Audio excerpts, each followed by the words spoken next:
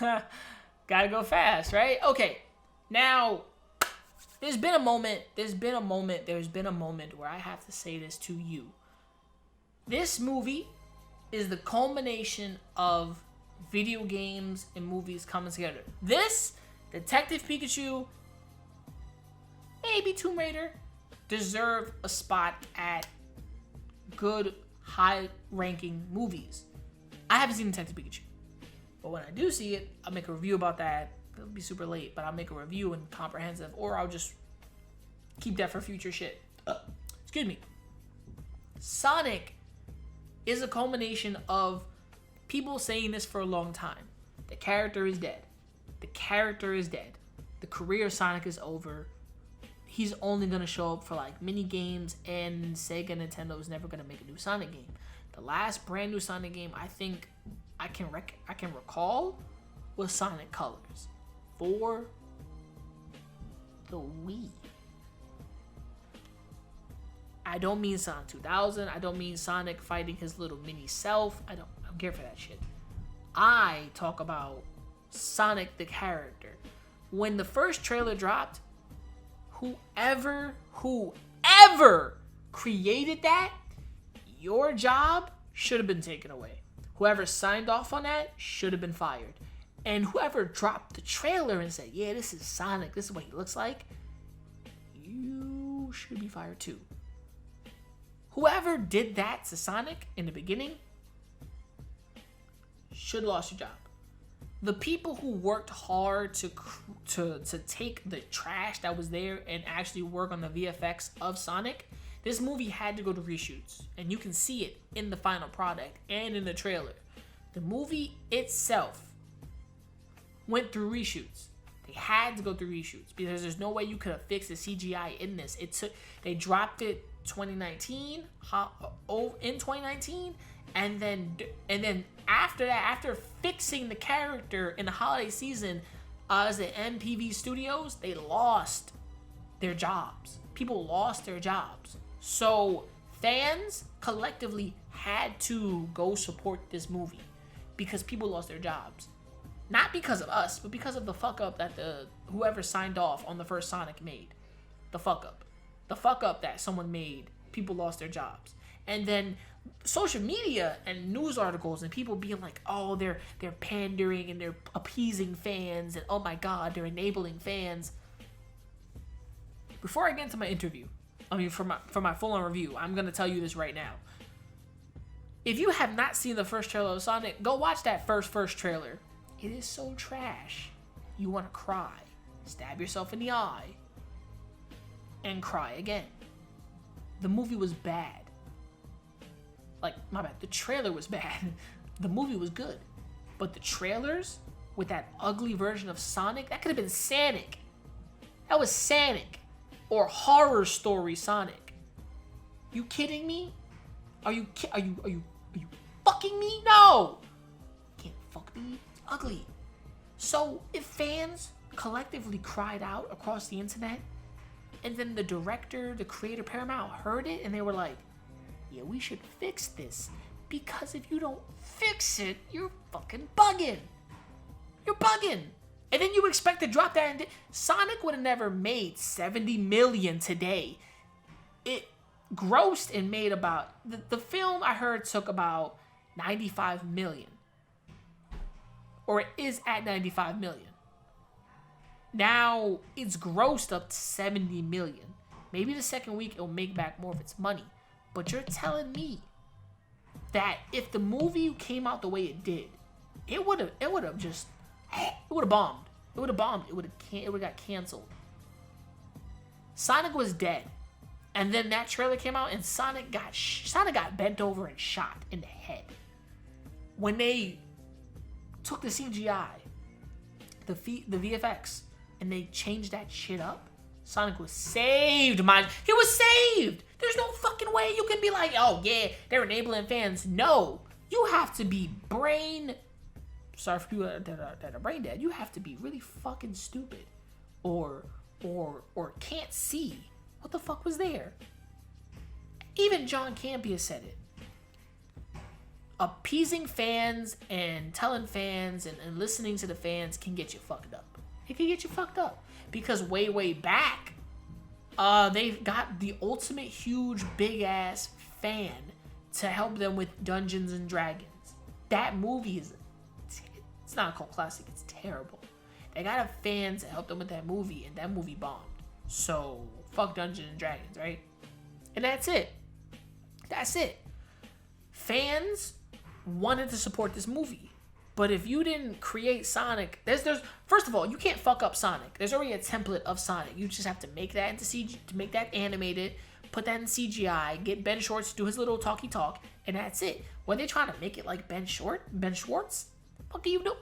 No! You just take a movie and you create it. You make the fucking movie. Look, I'm just ahead right now. But that's how it is. That's how it is. I get in the back and I blend in. I'm just ahead. But there's no way they could have fucked this up. There's no way you could have fucked this up. There's no way you could have fucked this up. There's no way you could have fucked this up. That's all I have to say. So for people out there saying, oh, they enabled fans, no, they shouldn't have created trash in the first place. And then fans would have been on board. But when they fucked up and people lost their jobs, fans were already on board with the brand new fixed trailer. When the movie came out, this is the full review. The movie came out, it was fire. Oh, no, my bad. Sorry. Can't say it was fire, because people were like, oh, it wasn't heat. The movie was good. The movie was good.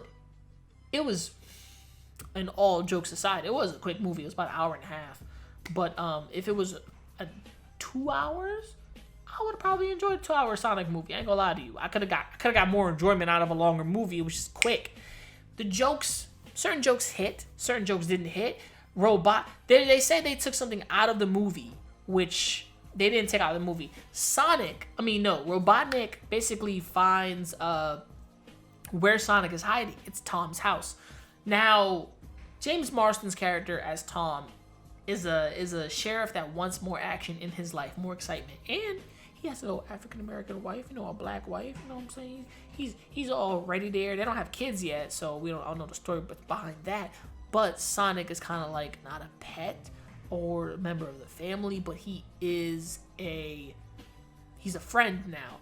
Towards in the movie, they become friends. Sonic, when he gets moved off his planet by these echidnas, those hunters hunt Sonic because of his power. Sonic, as a kid, may have not known how fast he was going to build up energy and steam.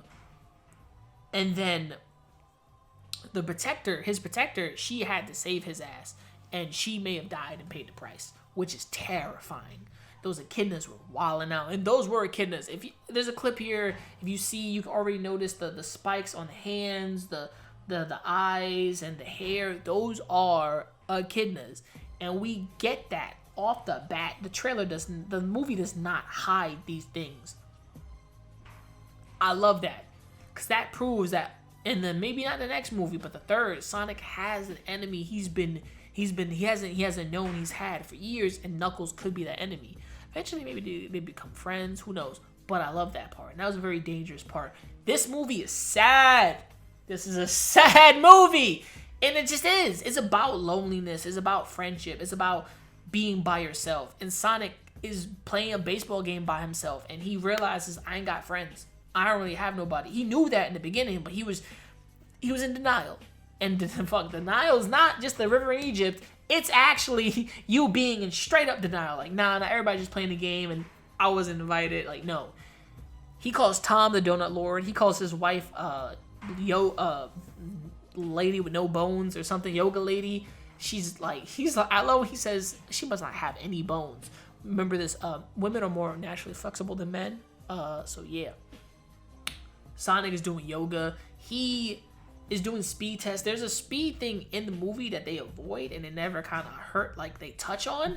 So I'm kind of like, damn, they didn't show that in the movie. So I think he kind of does it through Tom, as Tom is just sitting there. Sonic saves a turtle, almost squished little cute turtle, and then the turtle's like kind of happy and then flies away, and then he puts the turtle down and the turtle's just shaking. The character is fast, and when he shoots out that big ass EMP in the trailer, Robotnik finds him. The fucking government thinks it's a terrorist attack. Shit is wilding out. Sonic is on red alert because you can't do nothing in the United States and not be like, oh yeah, terrorist attack. He's moving so quick that cameras can't catch him, which is kind of fun. What I really get pissed at is when he's forced to leave his home. We get a few Easter eggs. The town is called Green Hills, like Green Hill Zone. The big hat is like the hat that what's his name? Knuckles wears. The rings. There's a lot of shit there. Eggman. Jim Carrey's performance is classic Jim Carrey. But off the bat, when he shows up, he's established as the smartest man in the living fucking world. But maybe not the smartest in the known universe. Smartest man ever. What I'm upset about is he's a dick. He has this one dude that's by his side, and the dude is just trying to be his friend and be cool and just be regular. Like, I've been working with the guy forever, so I kind of know him, especially when he makes that drink. He's like, latte with Austrian goat milk. He was like, yes, thank you. I love the way you make them. I'm like, that's the funniest part of the trailer because he's been treating that guy like shit. He hits him in the throat in one part of the episode. He left himself wide open. When James Marston punches Jim Carrey in the face, Jim Carrey is able to do certain action moves, and I'm just like, all right, Jim Carrey, I see you. Jim Carrey might be taking yoga, some martial arts outside. That's why his bones ain't brittle. The dude is young. He's young at heart, but he's old in spirit. But what keeps him alive as just this performing actor is all his jokes do hit, some may miss, but he keeps the performance as I am the smartest, most intelligent person on the earth. When he says this to Tom, he says this, and I love it. They didn't take this out the movie. He said this in the movie. I was spitting out formulas, algorithmic formulas, when you were spitting out baby formula. And Tom says, I was breastfed. And Jim says, oh, thank you for stabbing that in my little orphan heart. What? I know. So in this, Robotnik is an orphan, which is kind of crazy. So we may have an origin story of why he's a dickhead or why he likes robots more than people. And down the line, when he gets punched by Jim, Marston punches Jim Carrey. I'm just like, yo, dead. Jim says this. He's like, the last person who hit me in the face, I created a robot, and that kid was drinking through a straw. And Jim was like, well, good luck. Well, I guess I'm the first person to beat your ass. And it's just kind of how it is. Jim Carrey's character, his Robotnik, is a bully. He's a bad guy. He's supposed to be taken as, yes, he's the good guy, he's the best, but the way he's coming off is kind of dickish, it's kind of fucked up. Are his motives wrong? Probably not, but at the same time, his nihilism, his way of thinking, is kind of more like if Rick was Robotnik, right? And he didn't give a fuck about anything, but Rick would think 20 steps ahead of Robotnik. More like 89 steps ahead of the character. That's why through that entire movie, when Sonic is running, moving quick, when he gets hit with that stupid bear tranquilizer from Tom, I'm like, what the fuck? So that's why they do a road trip moment. James Marston was in the last little Peter Rabbit shit, which was kind of cool. I remember that. That's just not his first rodeo, but I think this is his first successful rodeo where the road trip thing has kind of worked. I respected that. Tom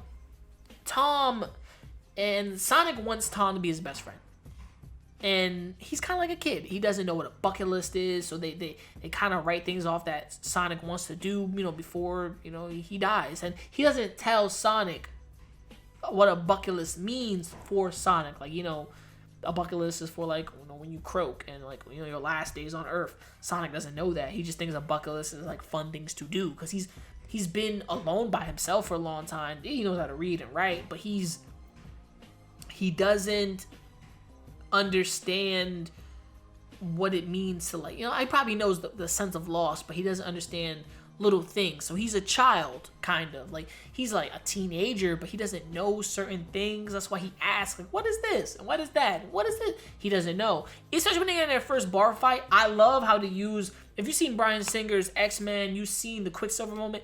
Sonic is fast. They do it twice, but Sonic's is kind of like, it's a relief, Like, yeah, you can see Quicksilver do it, but Sonic, nigga, yeah, he's just like, He tries punching that guy. Sonic is a weak character. He doesn't have any upper body strength, no muscles. So the guy made it felt like taps. And the dude doesn't snitch on Sonic. That's the crazy part. When they beat that dude's ass and they come back, and Robotnik and these guys are hiding out. The movie does have moments that you're just like, wow, the government is looking for them and nobody's snitching them out. Ooh, you know what I'm saying? Like, I like how that one dude that got his ass beat by Sonic and got beat in general, he gets grilled by Robotnik and he was like, nah, bro, I don't know those guys. And if I did, I wouldn't tell you. That's kind of like how it is. Like, in real life, I'm not snitching. I'm not telling you where they went. I don't fucking know you. I don't know them. But at the same time, that's none of my business. That most people, that bald nigga mind his business. He's the first dude in 2020 to mind his business. And white people, I think in 2020, you have been minding your business. Thank you for that. The movie was good. Up until the final act where Sonic gets the shoes from the little girl, he gets knocked out by the machine, the explosion. Yo, that Robotnik's Eggman's little machines was kind of like those little Russian dolls. His machine was big, medium, kind of like almost small, and then extra tiny, and the last bit, super small, a bomb. This dude is a compact motherfucker. How he ends up on that mushroom planet is kind of how it is. Sonic's powers in the movie is super speed, but his regular running is also building up kinetic energy, which is allowing him to take his powers and build them up and explode. So the amount that, so it also is based off of his emotions as well. He gets mad at Tom. He gets pretty pissed. But to a certain point, when Tom asks him, is like, how aren't you not dead right now? He's like, I don't know. Also, Sonic has these bum ass shoes. I think he's running through, like he's burning through them. Because I think if he ran on his regular feet, they would They would straight up. I think his regular feet would probably bleed and cut up. And that's the crazy part. Because in Green Hills, he was kind of running on grass, but he still had shoes as well.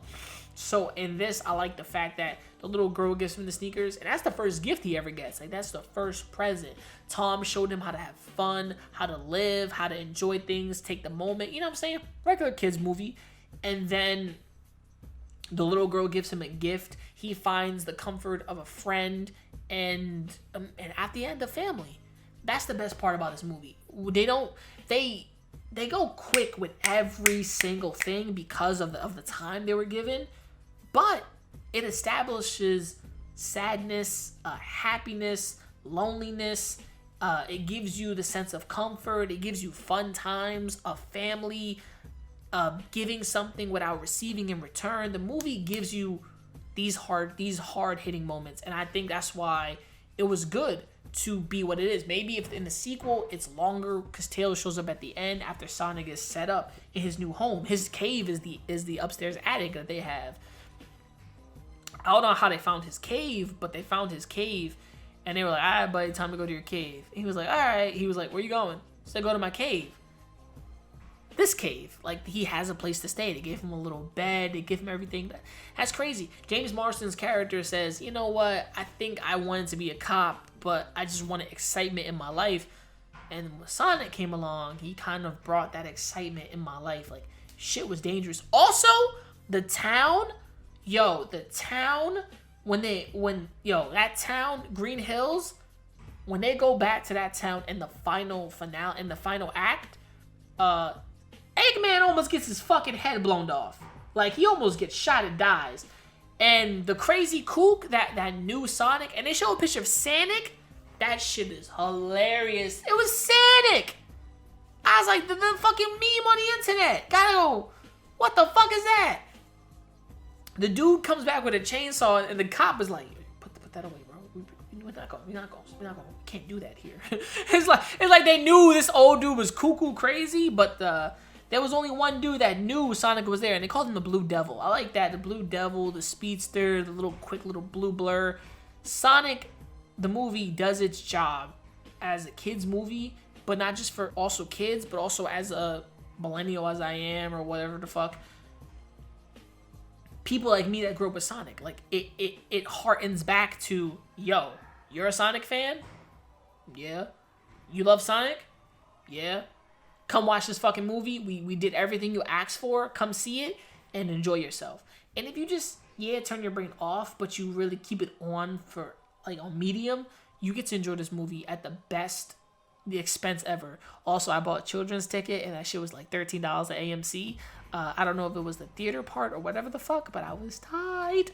But the seats were not bad. They were super reclinable, and it was pretty fun. AMC, you need to change up, you need to really copy iPick. Since they're going out of business, copy the motherfuckers. They're stupid. So, keep this in mind. If you go out and see Sonic, enjoy the movie, enjoy the fun, enjoy the energy, enjoy the jokes, enjoy the laugh, and just relax and chill. Enjoy yourself, and also just grab some food. And that's it. Enjoy that while you have it. The movie is fun. Go out there, celebrate it. It's made $70 million. It's gonna get back its money the second week. Go out there, share with a friend, laugh at that. If you want to watch another movie, go watch Birds of Prey. Enjoy these things. This movie was good. They fixed Sonic for the fans. They shouldn't have fucked it up in the first place. But hey, I'm happy about it. I'm Fat Man DD1. Remember to like and subscribe. And if you love my review, if you hated my review, just put that in the comment section. I really couldn't care less. But I will respond to all my comments. So from me to you, remember to never give up, keep on grinding, and mad fucking love. And from the bottom of my heart, always have love. Peace. And I'm out. Gotta go fast. Shit. Getting bit on drum. This is the last one. You little niggas gonna stop acting like my shit ain't the grill. This is the last Some of one. you niggas get your front teeth for grills. And I ain't talking about the contract. Ain't loving these fake hoes. Room smelling like 8 switches. Room service like 2K. NBA, I'm ballin', nigga. All them niggas falling like all them niggas. Talking shit, I saw them niggas. Now they daughter want a picture. Rough, ain't it? Fuck famous. Yeah, man. Niggas too real, got the most haters.